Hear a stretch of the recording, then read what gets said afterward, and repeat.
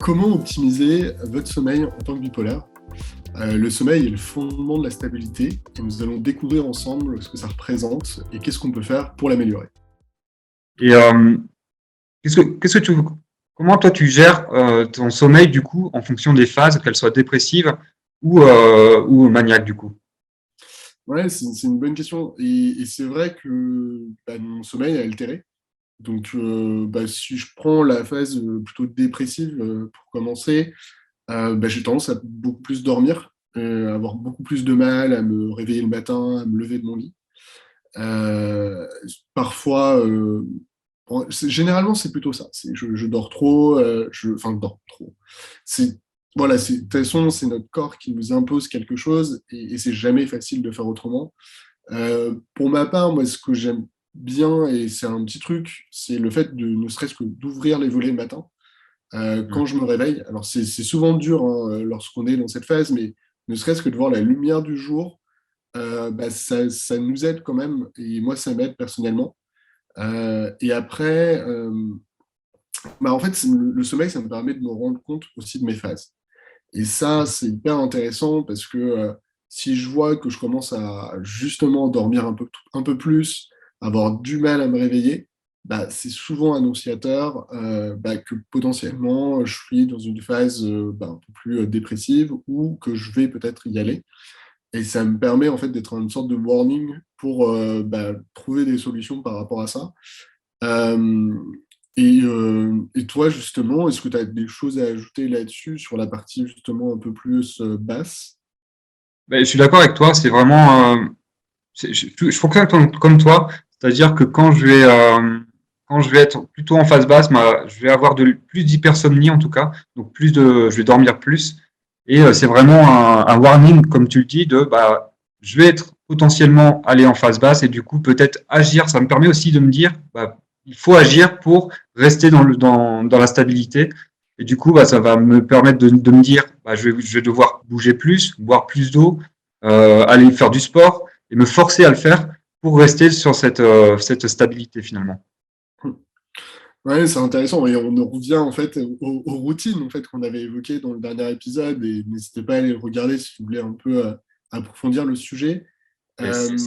Et justement, enfin, pour continuer un peu la question par rapport justement, à ça, est-ce que toi tu as tendance quand tu es fatigué à faire des siestes? Qu'est-ce que tu en penses? Alors moi, comme je sais que le sommeil, c'est vraiment important pour la stabilité, j'essaye de l'optimiser au maximum, donc de faire des nuits qui sont complètes, au moins de 8 heures. Donc j'ai ma routine de suivi aussi qui est tous les jours, je vais me dire est-ce que j'ai fait 8 heures de sommeil et la qualité du sommeil aussi. Et derrière, j'essaye un maximum de faire une sieste d'au moins 20 minutes et ça me permet de me recharger en plein milieu de la journée. Et j'essaie de la faire en général vers 14h, 14-15h, quoi. Et ça, j'essaie vraiment de m'y tenir. Et en fait, quand je m'y tiens pas, je sais que c'est une chose que je mets à améliorer pour ma journée. Donc c'est vraiment important pour moi. Et je sais pas toi comment tu gères. Est-ce que tu fais des siestes? Est-ce que ça t'est bénéfique aussi? Ça dépend un peu des périodes et c'est vrai que, il y a de bons et mauvais côtés de la sieste. Enfin, pour moi, c'est un peu des fois, c'est super parce que je suis fatigué et ça me permet justement de reprendre de l'énergie, notamment lorsque j'ai mal dormi. Mais en même temps, c'est des fois un peu traître parce que, dans des phases basses, j'ai du mal après à sortir du lit et Hmm. j'ai un peu cette tendance où, je reste dans le lit, je commence à prendre un PC et du coup, c'est un peu à double tranchant. J'ai pas vraiment d'avis sur le sujet. Je pourrais pas vous recommander quelque chose en tout cas. Et, et justement, enfin, pour sortir un petit peu de la phase basse et parler un peu de la phase haute, justement par rapport aux phases maniaques, comment ça se passe pour toi justement? Alors ouais, du coup, bonne question parce que c'est un peu plus compliqué en phase haute pour moi de suivre mon sommeil et de dormir. C'est vraiment la phase où le sommeil est le plus perturbé pour moi en tout cas.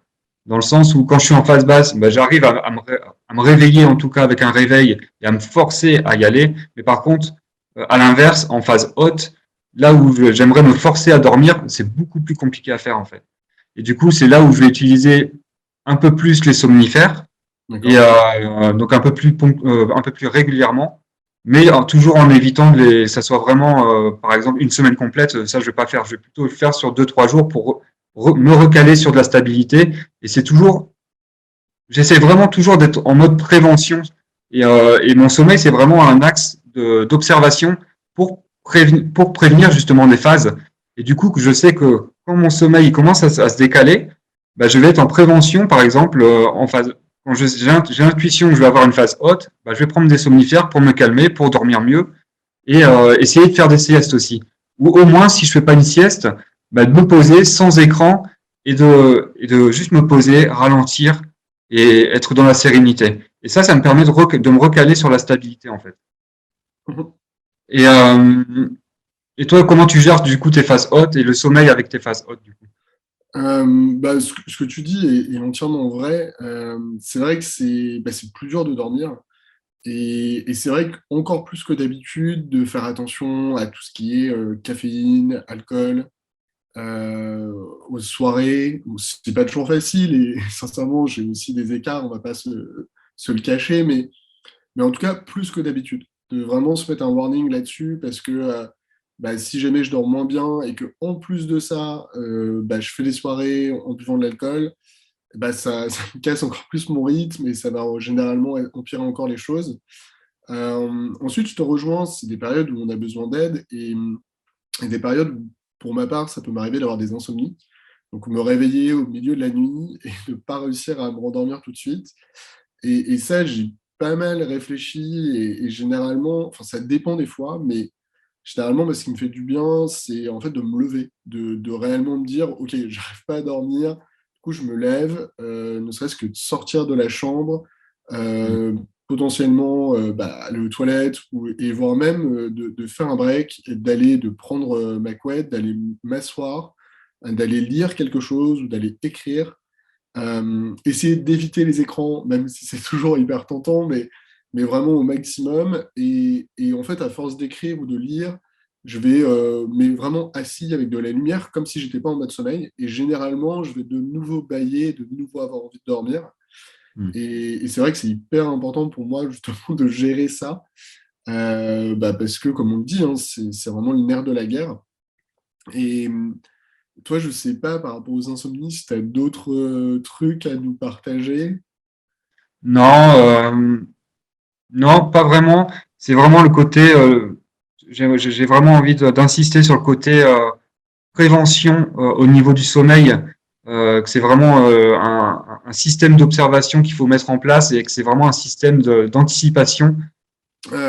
Ouais, non, mais c'est un système de prévention. Là-dessus, je te rejoins totalement, Julien. Et c'est pas quelque chose de parfait ou de rectiligne, quoi. Faut oser se dire que il y a des moments où c'est dur, il faut avoir de l'aide. Et l'aide des somnifères ou la mélatonine est une bonne chose. On n'a pas trop parlé non plus du sport. Bon, ça me semble tellement logique que on n'en a pas parlé, mais bien sûr que ça aide énormément. Un truc aussi qu'on a envie de savoir, c'est vous, si vous avez d'autres choses à nous expliquer, parce que enfin, on n'a pas tout imaginé, et peut-être que vous avez d'autres idées et d'autres astuces pour justement améliorer votre sommeil. Donc voilà, n'hésitez vraiment pas.